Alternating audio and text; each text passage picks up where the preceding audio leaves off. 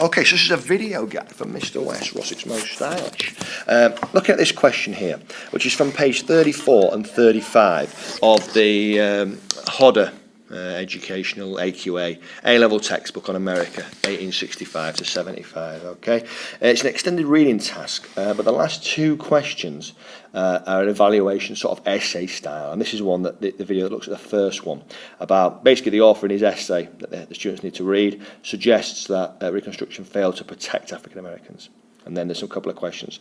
Can you support and challenge this view? Did they benefit at all from Reconstruction? That's what this video is attempting to deal with. Okay, so if we begin with the introduction, what I've got here is a couple of the sources from the textbook, different perspectives on the on Reconstruction, okay?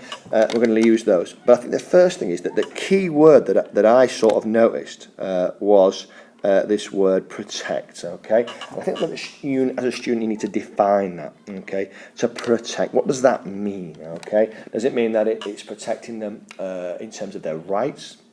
Probably. Does it mean that it's protecting, therefore, the vote? Does it mean that's protecting their kind of physical rights, okay, from attack or whatever from the KKK? So I think the students really important that they define protection in the beginning. Then we've got a little bit of historiography. So the traditional view saw, which you can see in the source D here at the top, okay, Professor Dunning, 1901, okay, a terrible time basically for Southerners. People call it Black Reconstruction. This idea that actually the South was kind of ruled with an iron fist by the North. And then we've got a more revised view in the kind of 50s and 60s, saying that the South got off lightly. But I think what's important is if you look at point 3 here, okay, exercised influence in political affairs out of all relation to their intelligence and property. But at the present time, Negroes practically enjoy no political rights, okay? And then the tragedy there was not that it was attempted, but that it failed, okay? So both the views seem to actually agree with that idea that Reconstruction did fail the black people, the African American people.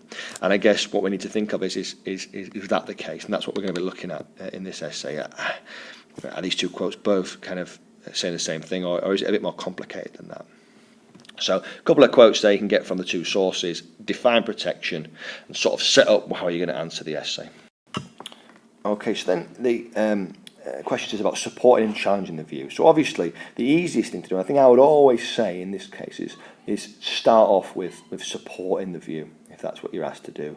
If there is a view given, maybe start by supporting it, and then look to challenge it. You don't have to do that, but that's my personal preference. So you can see here, what I've done is I've included a number of areas that can go into that point, really. And if we talk about the vote briefly, obviously, African Americans got the vote, but then the reality was that they had very little influence. So you can see that from Professor Dunning. Okay, he talks about how they had, according to him, too much power, too much influence, but then it was rapidly removed. Okay, and really, in terms of the vote, several different states, different acts in to make it impossible or nigh on impossible for black people to vote, and then, if need be, you've got a bit of a violence as well, intimidation. You've got the KKK acting as if they were above the law, targeting black institutions, churches, schools, and things like that. And nobody was prepared to testify against them. So they seemed to act as if they were above the law. And that's partly because I think they reflected a view that was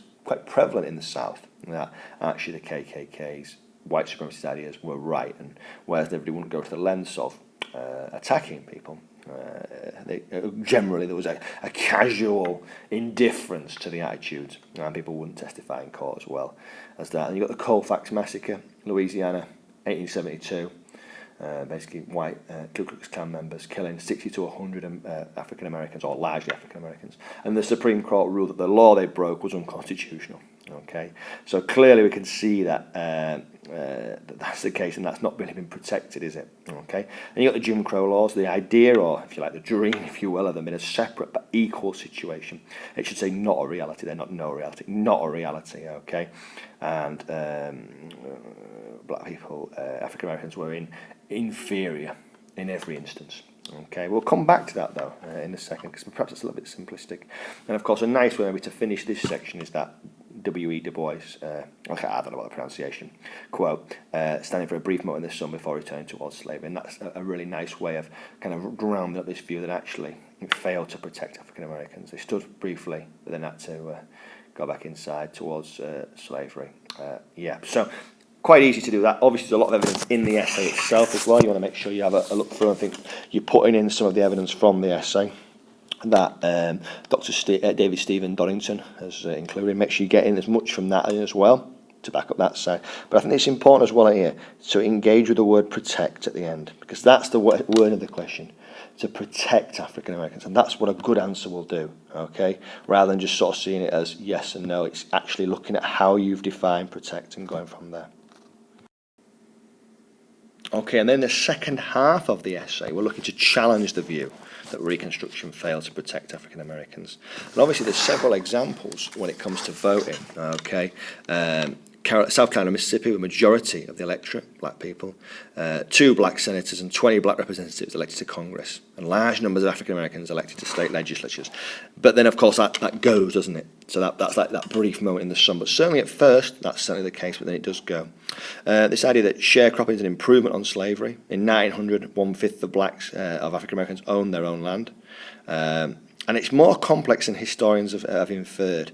And I think that's the point of the two that we looked at in the introduction. They both, and indeed with this, the person who's written this essay, it seems to be too simplistic, okay? And I've got some excellent extracts from a very good book, the Access to History book on this period, okay? And there you go, rather more complex than historians have sometimes inferred. Southern blacks are not just victims, not to be manipulated, but part of it, okay? Under slavery, black people had no wish to mix socially with white people, so they were quite happy. Total black withdrawal from white churches. That's the first important social institution to be fully controlled by black people. Became a focal point for black life. Americans also established their own welfare institutions and everything like that. So you can see that this separate but equal, although it's not fair, never saying that, is that because it wasn't equal, but this separation, there was something that came from both sides. This idea of education, hard work, okay, to kind of prove their worth. Now, someone say you wouldn't have to do that, but he sort of had that view. Great financial sacrifices, raising money to build their own schools and paying teachers. Most teachers were white, but black people wanted to control their education after 1870. Most teachers are black, okay. And historian Eric Foner claims that the black participation in Southern political life after 1867 was a massive experiment in interracial democracy without precedent in the history of any other country. So that sort of gives it a more of a complicated view, and I think that's the key. I think it's too simplistic to just look at it as that. And certainly as you get more into it, you feel that perhaps the essay and discussion is maybe a little bit too one-sided. Obviously, we've got to focus on protect throughout, okay, our work on this, because that's the key word in the question.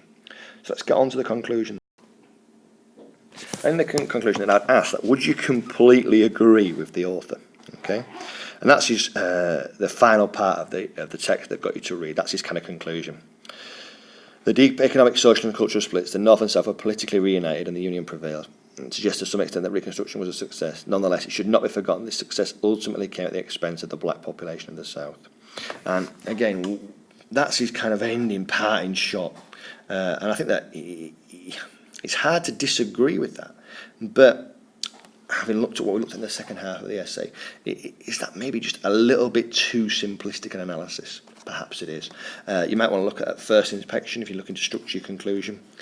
At first, it appears almost that you can't challenge the view put forward by the author. That almost it's so bad that they just aren't protected, and that's that. But closer inspection, it becomes clear that maybe it's a bit more complex than that, and muddies the water, doesn't it? So maybe you could bring that in, and then maybe overall, to a large extent, what you're going to say. Obviously, we'd like to see the definition of your definition of protection in the conclusion as well. Okay, so what I would do is have a look through, come up with 2 or 3 general targets that apply to your work on this. Okay, I might be giving you 1 or 2 anyway, but come up on those and then have a go at improving your answer. Okay, and I'll have a look at it and see the green pen, and we'll go from there. Thanks, Em.